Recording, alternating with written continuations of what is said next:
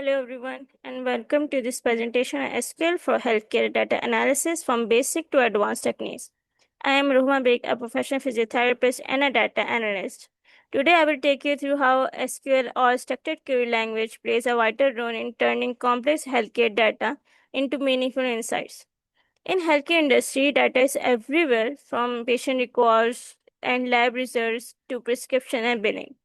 But raw data alone is useless unless we can understand it. That's where SQL comes in, helping us organize, analyze, and transform healthcare data into powerful information that improves patient outcomes and operational efficiency. Let's take a quick look at what we will cover in this session. We will begin with the importance of SQL in healthcare and why it's such an essential tool for hospital researchers and administrators. Then we will explore how healthcare databases are structured, followed by some basic SQL commands to extract and filter information. After that, we will move into aggregations and grouping, which help us summarize data, and then explore joining multiple healthcare tables, which is crucial for real-world data analysis. Also, we will discuss advanced SQL techniques, look at a real hospital case study, and wrap up with key takeaways, pro tips to help you apply SQL effectively in the healthcare domain. Now, why SQL is important in healthcare? Healthcare generates an enormous amount of data every day, from patient admissions, lab results, treatment outcomes, insurance claims, and even wearable devices readings. SQL helps manage us all by giving professionals a reliable way to store, access, and analyze data. Hospital uses SQL to track admissions and diagnosis. Researchers use it to study disease pattern or treatment outcomes.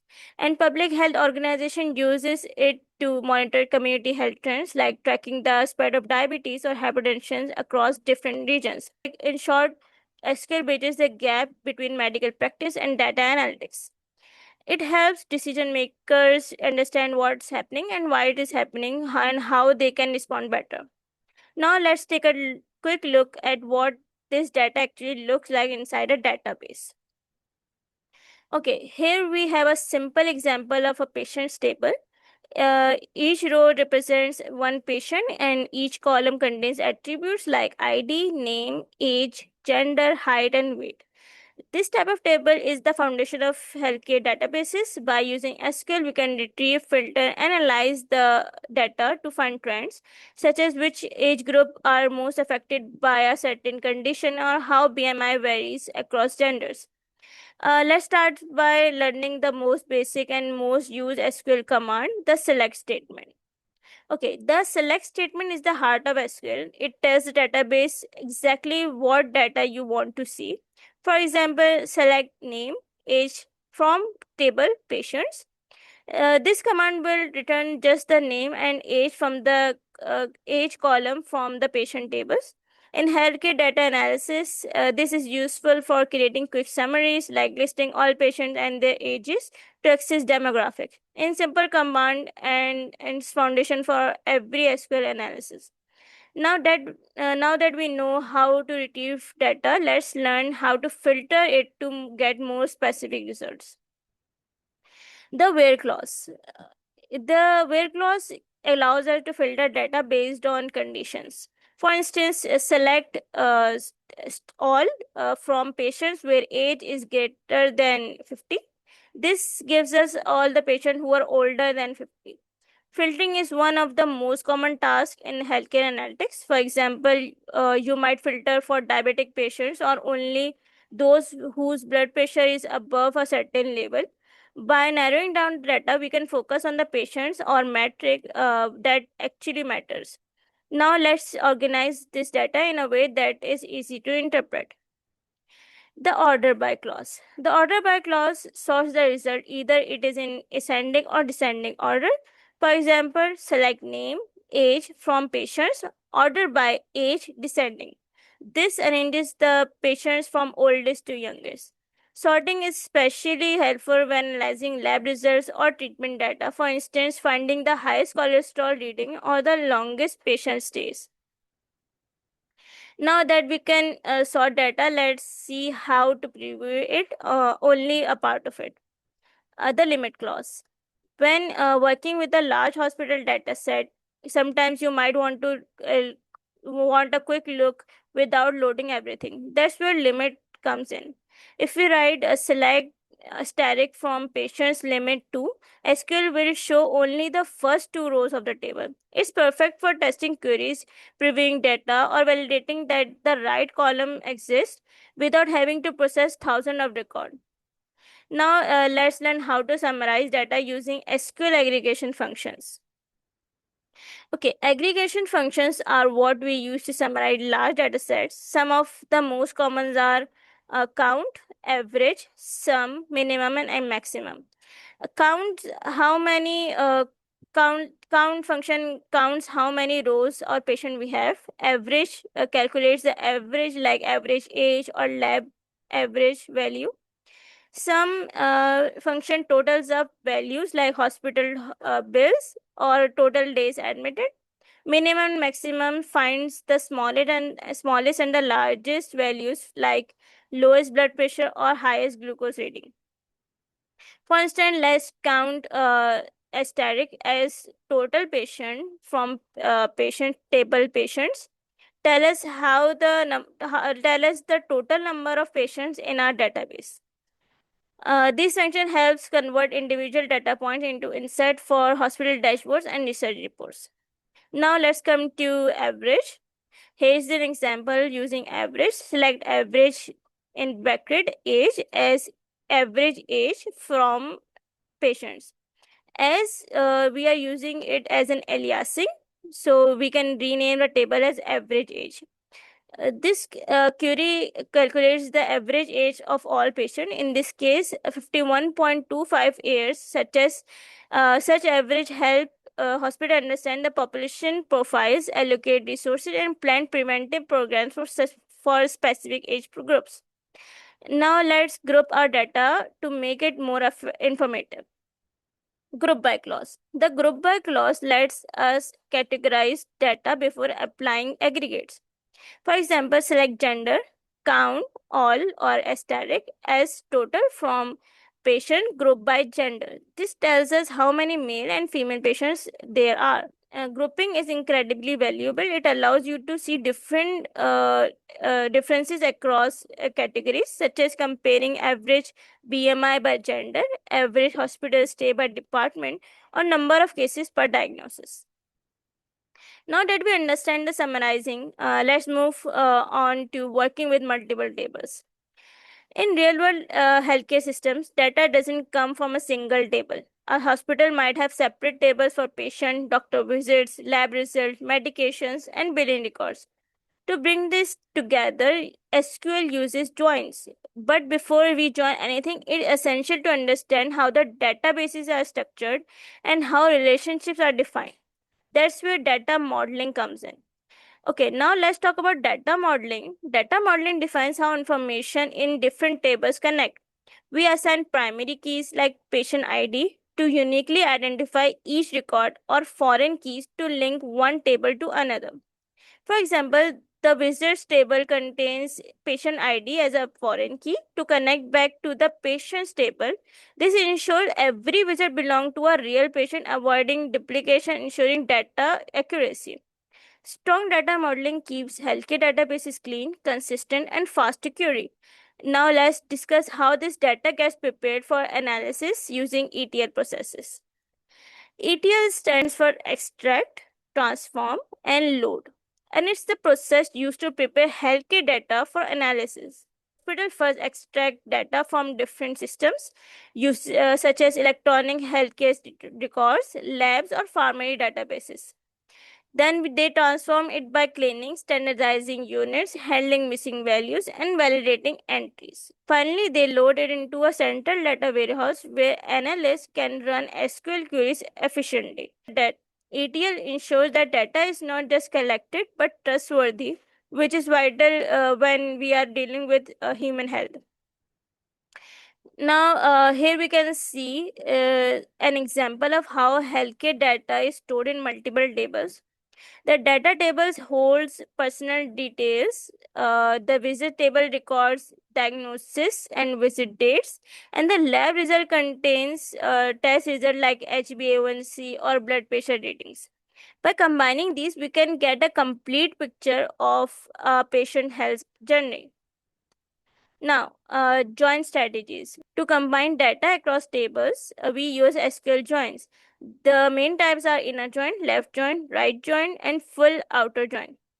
Choosing the right join determines which record appear in your result. In healthcare, accuracy is very crucial. Let's go through each join to understand when and why we use them.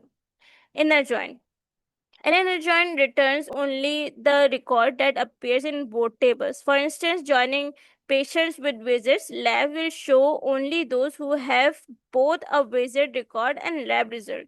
This type of join is ideal for research studies that requires complete data. For example, patients who have had both a diagnosis and a blood test result. Left joint. Left joint keeps all patients even if some don't have matching visits or lab result. Missing data shows up as null. This is very useful for finding gaps in the data, like patients who have registered but haven't come in for a checkup or a test. Hospital uses this for follow-up programs and preventive care campaigns.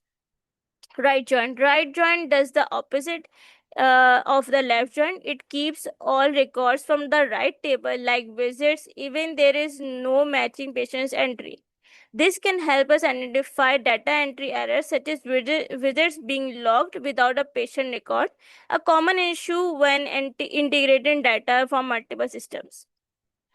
A full outer joint combines everything, all patients and all visits, whether or not they match. It often used in data auditing because it reveals missing links between the systems. For example, it might help to detect which lab results were recorded without matching visit data, ensuring no information is being lost. Now, SQL can help us calculate BMI.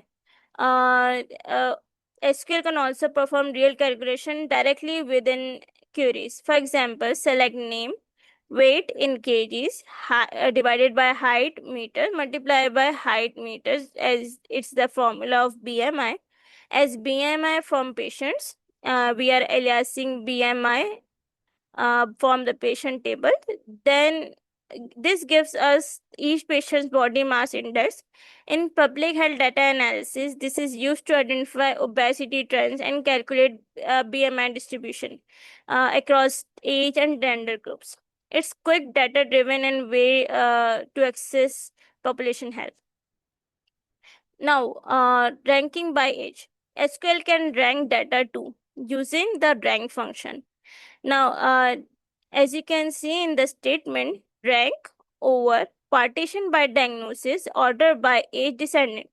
We can find who's the oldest and the youngest patient in each diagnosis group. Ranking is extremely helpful for prioritizing, like identifying senior patients with chronic diseases or for early follow-up programs.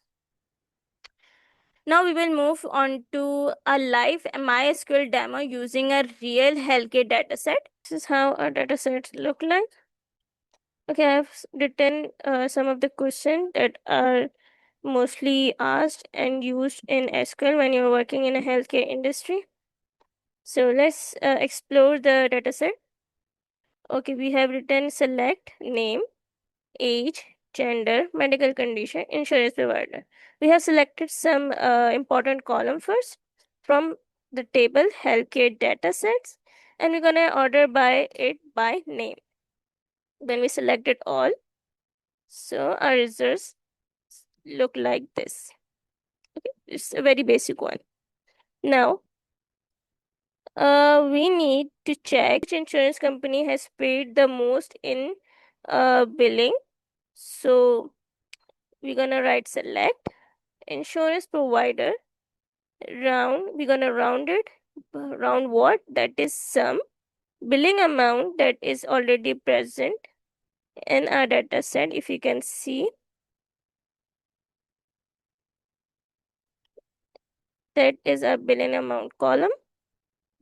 Now we have rounded by 2 decimal places and we have alias it as total bill. So the column will be named as total billed in the output. Now we have taken it from the healthcare dataset, grouped by insurance provider, order by total billed in descending order. So let's see. As you can see, total billed is now created. Now Cigna has one of the most highest paying billed as an insurance company. Moving forward to, we need to count how many patients each doctor has handled. So we're gonna select doctor first, then count it by all as total patients. From the healthcare dataset, group by doctor, order by total patients in descending order. We're gonna select them all. So Michael Smith, the doctor, has treated 27 patients, and John Smith has treated 22, and the list go on. Now the third question is, find patients with abnormal test result and billing above $20,000. So we're gonna select name, age, gender, medical condition, billing amount, and test result from healthcare dataset, where test result is equal to abnormal and billing amount will be above 20,000 as asked in the question. Now we're gonna select it, run it. Now this is how our results look like. Okay, Cameron Hernandez, gender male, age 80, cancer, has the test result abnormal with the billing amount of $52,000 and above. Here are some professional tips for working with healthcare data in SQL. Always check for missing or null values. Healthcare data is rarely perfect. Use aliasing and comments to make your queries readable and maintainable. Index your large tables to make queries faster. Combine SQL with visualization tools like Power BI or Tableau to make a result easier to understand. And most importantly, never compromise on data privacy and security. Patient confidentiality must always come first. To wrap up, SQL is the foundation of healthcare analysis.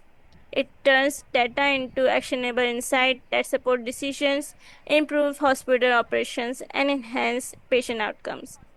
From counting patient admissions to analyzing disease pattern, SQL is behind it all. Thank you so much for watching or listening.